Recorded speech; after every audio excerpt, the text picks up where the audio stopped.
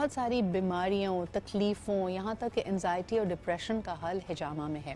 حجامہ یقیناً سنت نبوی بھی ہے، اور آپ کے اس کے حوالے سے بہت سارے سوالات ہیں کہ کپنگ ہوتی کیسے ہے، کیا اس میں کوئی سائیڈ ایفیکٹس تو نہیں ہیں، کیا اس کے کوئی نقصانات تو نہیں ہیں۔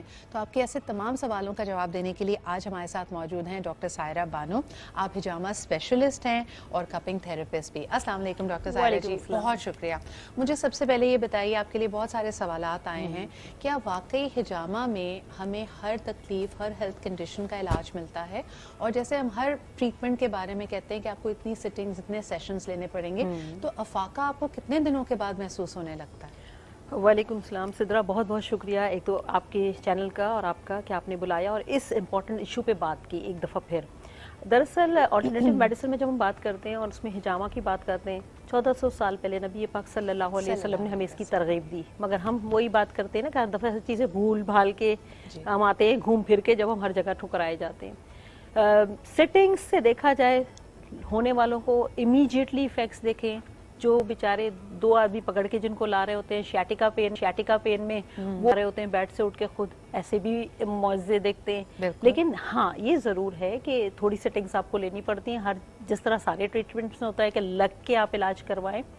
نقصان اس کا کوئی نہیں ہے، باڈی ٹی ڈاکس ہو جاتی ہے، آپ کی صاف ستھری ہو جاتی ہے۔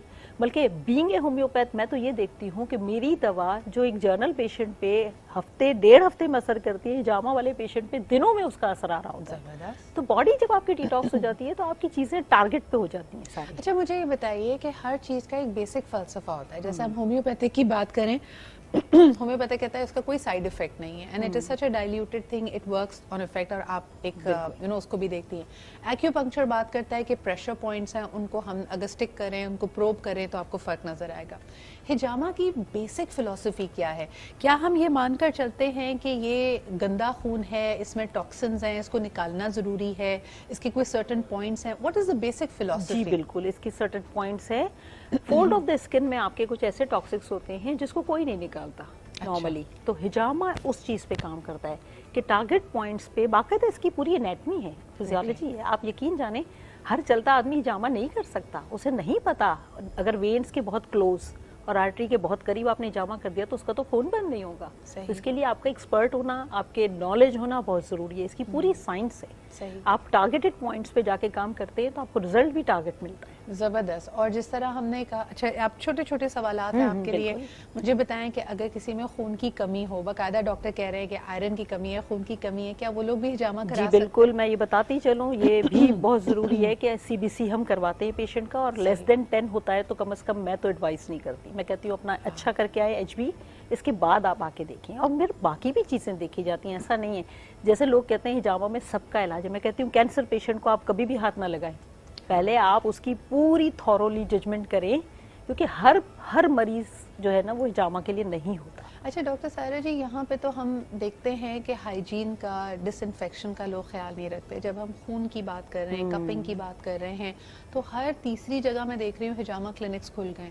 ہمیں کن چیزوں کا خیال رکھنا چاہیے اور نوٹ کرنا چاہیے کہ ڈس انفیکشن پرفیکٹلی ہو رہی ہے یا نہیں؟ انفارچونیٹلی ہمارے یہاں چیک اینڈ بیلنس اتنا کم ہے کہ جس نے، ایون میرے اپنے پاس 2 اسسٹنٹ تھیں، جب وہ 1-2 ہفتے بعد غائب ہوئی تو پتہ چلا انہوں نے اپنے گھر میں کلینک کھولا ہوا ہے۔ تو میں اس چیز کو اسٹرانگلی جو ہے وہ کہتی ہوں پیشنٹ سے بھی کہ آپ پلیز، جس طرح آپ لیب جاتے ہوئے دیکھتے ہیں نا کہ آئی ایس او سرٹیفائڈ آپ کی لیب ہونی، اس طرح آپ دیکھیں کہ آپ کا تھراپسٹ آیا، وہ واقعی تھراپسٹ ہے، وہ سالوں سے کام کر رہا ہے، اگر وہ ڈاکٹر ہے تو ویل اینڈ گڈ، چاہے وہ آلٹرنیٹیو میڈیسن کا ڈاکٹر ہو، چاہے وہ MBBS ہو، لیکن اس کا نالج ہونا بہت ضروری ہے۔ ہر چلتا آدمی حجامہ نہیں کر سکتا، تھراپسٹ ضرور کرتے ہیں۔ لیکن جیسے ہم کہتے ہیں کہ انجیکشن لگانے سے پہلے ہمیشہ دیکھیں کہ آپ کی جو سرنج ہے، جو انجیکشن ہے، وہ بالکل برانڈ نہیں بالکل۔ اس میں جب آپ کو بلیڈ سے یا کسی بھی چیز سے آپ کٹ لگا رہے ہیں، اس میں بھی ہمیں خود ویجیلنٹ ہونا چاہیے؟ آف کورس یس، آپ کو اتنی نالج ہے، آج کل کا پیشنٹ بہت اسمارٹ ہے، وہ آ کے اپنا کپ بھی دیکھتا ہے، وہ آ کے آپ کا کلینک کا سراؤنڈنگ بھی دیکھتا ہے، سیٹ اپ بھی دیکھتا ہے، وہ اپنے ڈسپوز آف کف کو بھی ضرور دیکھتا ہے کہ آپ کس طرح ڈسپوز آف کر رہے ہیں۔ اور کچھ لوگ تو اتنے ایکسائٹمنٹ ہوتے ہیں کہ وہ اپنے کپ ساتھ لے کے جاتے ہیں کہ ہم خود ڈسپوز کریں گے، جو کہ غلط ہے۔ صحیح. क्योंकि इसका सर्जिकल वेस्ट में जाता है ये चीज़. बिल्कुल, जिस ये तरह आप नहीं कर सकते. एब्सोल्युटली. अगर आप किसी जगह लैब टेस्ट कराने जाते हैं, आखान में जाते हैं, तो ये नहीं कहते कि जी मैं अपनी सिरिंज खुद जाके फेंकूंगा. वो उसका एक खास तरीका होता है और तभी हम देखते हैं कि इधर उधर ये चीज़ें हमें मिलती हैं. अच्छा जी, एक और बात बताइए कि अगर कोई नर्सिंग मदर है या प्रेग्नेंट खातून है, क्या वो हिजामा करा सकती है? देखिए, थियरीज में तो first 3 month of pregnancy, first trimester में आप हिजामा ना कराएं तो बेहतर है, क्योंकि ये ज़ाहिर है गंदा खून खींचता है. तो आपको पता है कि फीटस की तो परवरिश ही उसी पे हो रही होती है 9 महीने तक. तो अर्ली डेज में मना करते हैं, बट मैं सेफ साइड लोगों को कहती हूँ कि जहाँ आप इतना सब्र कर लेते हो 6 महीने और निकाल के आराम से जब डिलीवर कर लो बेबी, इसके बाद आके करवाएं अपना हिजामा. और अनलेस एंड अनटिल कोई जैसे वेरिकोस है आजकल प्रेगनेंसी में बहुत ज़्यादा एक्टिवेट होते हैं, तो फिर उसमें हम बहुत सेफली, बहुत लिमिटेड सेशन के साथ उनको इतना कर देते हैं कि पेशेंट पेन फ्री हो जाए. सही. और लैक्टेशन में मदर्स करा सकती हैं, लेकिन थोड़ा सा एक 40 डेज के लॉकिया के बाद. और आप अपना सबसे पहले CBC देखिए, आप अपनी हेल्थ देखें, आप उसको सपोर्ट कर पाएंगे. ऐसा ना हो कि आपके लिए और आपके बेबी के लिए एक डेंजरस हो जाए. डॉक्टर साहब, यूजुअली जैसे हम देखते हैं कि हम खून का अतिया देने जाएं या लैब टेस्ट कराएं तो हमें डिजीनेस होती है और हमें फ़ौरन कुछ शुगरी, यानी कहा जाता है जूस पिएं या कुछ कहें, थोड़ी देर लेट जाएं. क्या हिजामा के बाद भी ऐसी एहतियात होती है? ये मैं आपको बताऊं, मैं 15 साल से रेगुलर हिजामा करा रही हूँ हर महीने. अल्हम्दुलिल्लाह मैंने बहुत वेट रिड्यूस किया अपना, लेकिन मुझे कभी नहीं हुआ. बट पेशेंट तो यूँ समझा अभी तो कप लगाया नहीं और गिर जाते हैं. ये आपका कुछ साइकोलॉजिकल इफेक्ट्स भी होते हैं.